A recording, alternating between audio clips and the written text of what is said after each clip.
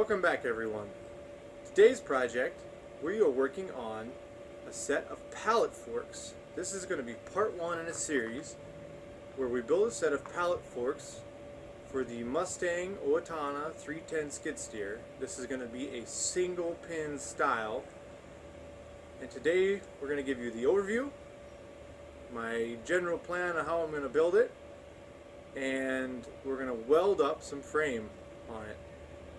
The next set of videos we'll be building the forks and assembling it, and then we'll show you the finished project after we've painted it. So stick with me as we go along this little adventure, and I'll show you how I go about doing this. Now, before I get into what materials I'm going to be using and how I'm going to weld it and my general plan, I'll say that budget is definitely an issue for this. So the materials I've picked so far haven't cost me any materials. They've all been free, and I will show you why I picked the materials that I've picked, and why I feel that they will work. The Owatonna skid steer has a lifting capacity of about, the book says about 900 pounds before you'll tip. It says it can do 1,100 pounds as it tips. However, I feel in running it, it probably has a comfortable working load of about 600 to 800 pounds. It's not a very big machine. It's not very heavy. And as a result, we don't need a great big heavy set of forks. So, let's get into it. Alright everyone, here we go. This is my mock-up, if you will, before I've welded anything, of my pallet forks. Now, I know some might say, well, you should use tubing for this, and I agree, it would be nice. Some nice 4x4 tubing, you know, 1/4 inch thickness, wall thickness would be nice. However, that's expensive. And I had this angle laying about. This is, if you can see here, this is 4 inch by 4 inch by 1/4 inch thickness angle iron. And I feel like it will be sufficient for this machine. As I stated earlier, it doesn't have a large lifting capacity, and I am not concerned about damaging it, as I don't intend to use this to pick up large heavy objects. It's more of a utility set of forks, light duty for smaller things. So I'll bring you along with my idea here. This, as you're looking at, is the front part of the forks, and all I've done is I've cut this top and the bottom piece of angle to a 35 inch long section, and the top ones are going to be 18 inch. And the reason for this is the machine is a total of 36 inches wide, and I don't want to have the forks wider than the machine. In addition, when I put the pipe or a shaft, I have to find a center spot here and on the other side. When I put that in, there's going to be a spot on the outside over here that's going to be sticking out. I figured about 1/2 inch for a bolt to sit through to hold the bar there, the whole pipe inside. And that way I'm narrower than the frame of the machine, and therefore I can go anywhere that the rest of the machine can go. And the way that I'm going to do this is I just have the two pieces setting one on top of the other, and I'm going to weld it on the inside, weld it on the outside, and then I've got these little pieces here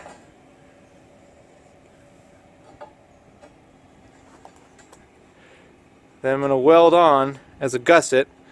Anything I can reach 100%, and that should reinforce each of these corners, one on every corner. And the reason for that is so I can make this almost like a tubing, but not quite as strong. As I said, this isn't a great big machine, and I don't think we'll need it. When I come around to the back, my ideas here is I have this piece of 1/4 inch plate Just a piece of scrap I had laying about. Cleaned it up real good. And we'll have to measure off the bucket. And what I will do is I will center, according to the other machine, the other bucket rather, put this in the center, and we'll weld it on the bottom, and I'll drill one hole, and then that should fit on the quick attach that we repaired in the earlier videos. For the top part, I have this piece of flat stock here. I think that's about 1/4 inch thick by, I don't know, maybe 1.5 to 2 inches wide. I cut that off to my length, put it in a vise, and I just bent the ends down about 2 inches or so on each side. And what that's going to do is when I come up in there, it's going to fit on top here. And what will happen is I come up with my skid loader, I'll come in, clip up underneath there, and these side pieces here will keep the quick attach on the skid loader from sliding this way or that, and then the weight goes under here.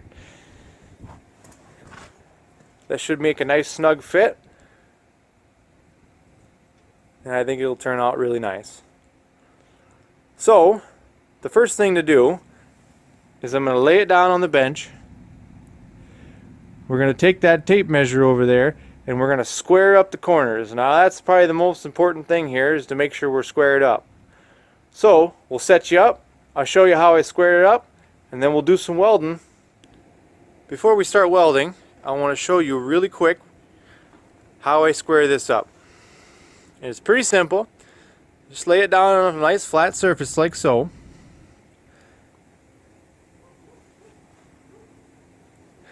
And then I take this tape measure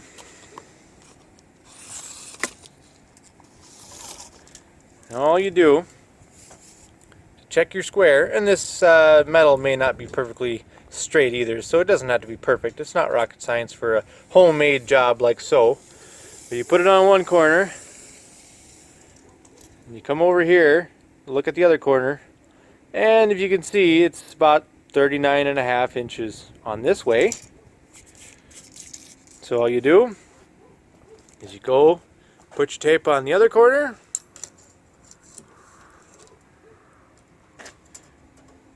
and if you look, we're about 39.5 inches this way. That tells me that my pallet frame here, my pallet fork frame here, is really close to square. And if you need to adjust it, the easiest way to do it is you just nudge one side, check it again, nudge it back, this way, that, whatever you need to do. And how I intend to do this is, now that we're perfectly square, we're going to tack weld each corner on both sides and get it so it held in tight, and then I'm going to stand it up tall, and I'm going to weld the one side, and then we're going to weld the other side. So I'll set you up, we'll get you some nice welding footage. Here we go.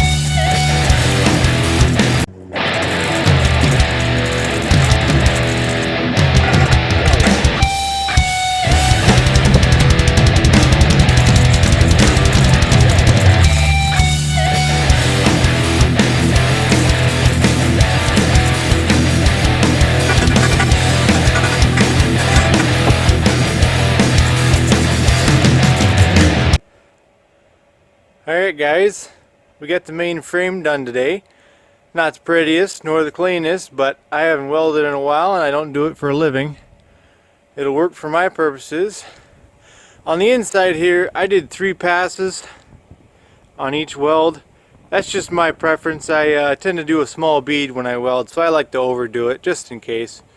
Rod's pretty cheap, and considering that you may be picking up something heavy and somebody might be near and might drop and break, so it's better to over weld it.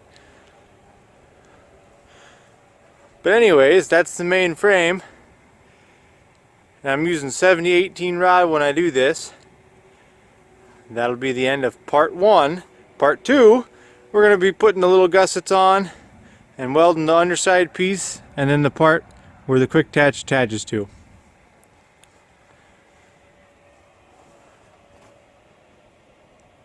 Thanks again for joining us. As always, like, comment, and subscribe. Stay tuned for part 2.